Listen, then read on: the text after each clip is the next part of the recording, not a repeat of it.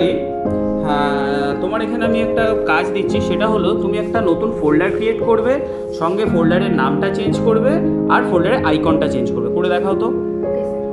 ফার্স্টে আমাদের ডেস্কটপের উপরে রাইট ক্লিক করতে হবে। আচ্ছা, তারপর সেখান থেকে নিউ অপশনে যেতে হবে। আচ্ছা, নিউ অপশনে ক্লিক করার পরে এখানে ফোল্ডার অপশন চলে আসবে।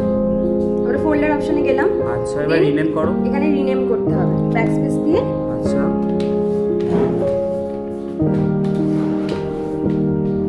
হলো।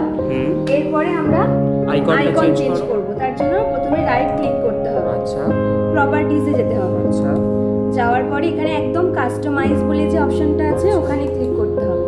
দেন চেঞ্জ আইকন। চেঞ্জ আইকনে গিয়ে নিজের পছন্দ মতো যে কোনো, এই যে স্কেলটা ধরে একটু আমরা সরালি অনেক রকমের অপশন পাবো আমরা। নিজের পছন্দ মতো যে কোনো একটা আমি চুজ করে নিলাম। আমি এটা চুজ করলাম। দেন ওকে, আর একবার ওকে করতে হবে। এই যে আমাদের আইকনটা চেঞ্জ হয়ে গেল, সাথে আমার নাম।